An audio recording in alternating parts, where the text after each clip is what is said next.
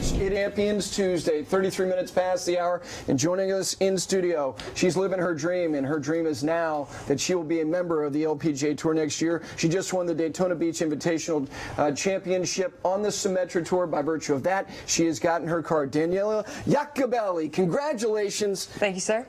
It is, you know, we talk about dreams, and he lived the dream, and he's still living the dream, being in golf. Absolutely.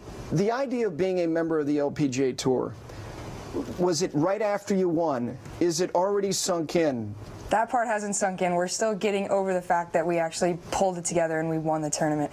So the LPGA hasn't even sunk in yet. That's just, I think we'll get there in the next couple weeks. That's one of the reasons why I follow what happens on the Symetra Tour, and I'm so passionate about the Web.com Tour, because on the LPGA Tour and on the PGA Tour, they play for fame and fortune. On the Web.com Tour and on the Symetra Tour, you're playing for nothing but a chance, just a chance to get to that next level. This is your third year out there trying. You succeeded, moving from 22 to 5th. I know it's not going to sink in for a while, but you're getting messages from LPGA players already. Welcome to the tour, Danielle. That's got to be just overwhelming. It is. It was pretty cool. The tweet of the day was from Christina Kim yesterday, and she said welcome, and I looked at my caddy and I was like, dude, tweet of the day, we got it from Christina Kim. I was like, we got to play practice round now. We got to make it happen. Daniela, on Sunday, knowing, as Jerry just pointed out, you started the week 22nd, you needed a monstrous week. You didn't look at a scoreboard until the 16th hole, is that correct? I didn't look at a scoreboard the whole day. We were actually, the 16th hole kind of goes a little uphill at the green, and you walk around to get to the 17th tee. So caddy dropped off the bag, and I waited for him right on the front of the green. I was like, we're going up. I'm not looking at it. You can look at it. And he's like, okay. He's like, well, let's go through our routine. Let's make this birdie putt. I was like, okay. But we didn't. But he saw what was going on. Apparently there was someone in at 9, and the nerves didn't really kick in until the 18th tee. We were good, and then the 18th tee, I kind of felt my heartbeat in my calf. Did you ask him where you stood at that time? No. You never did?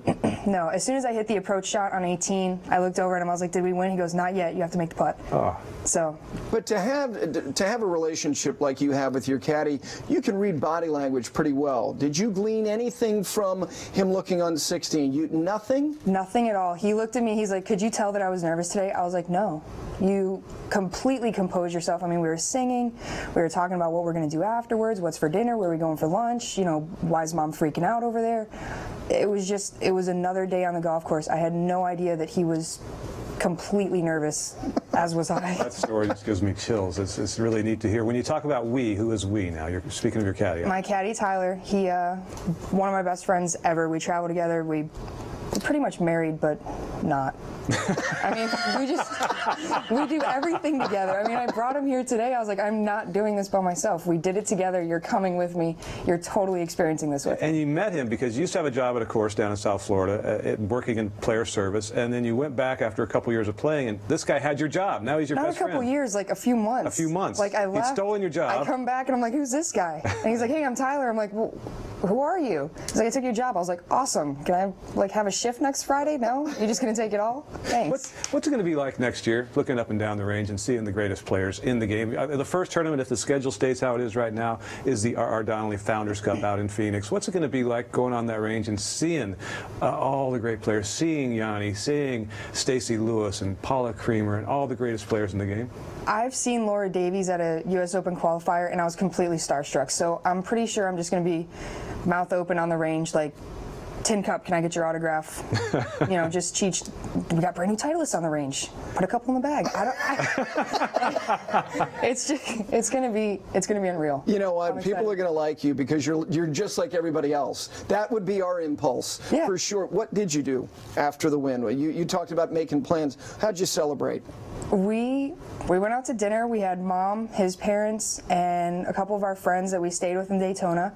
We went out to dinner. Then we went out to a different dinner and met up with a friend. And then we went to a house and just hung out. Like I was sitting on a couch watching football, and everyone was just chilling.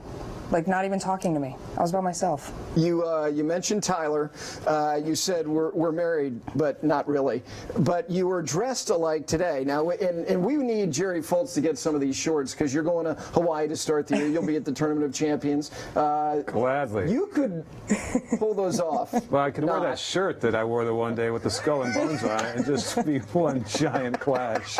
We would probably get a response. Who was it, Greg Norman, who was carving you up about that shirt? Yeah.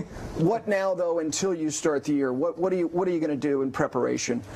Well, I'm really excited for the check to actually get deposited. That's gonna be fun. Now it's just kind of looking for sponsors, looking for money to actually be able to play my dream next year. I mean, we got process 1 started, we got to the dream. Now we have to, fund it. So that's the next goal. You are going to have a lot of fans out there next year. Congratulations. I hope so. Thank you. You're a very likable young lady, and we wish you nothing but the best. Thank you, guys. Congratulations, Daniela. Thank you very much. Daniela Iacobelli. That's right. All right, very easy nice. enough. Well, we still have more ahead right here on Morning Drive, including our back nine poll is going to reveal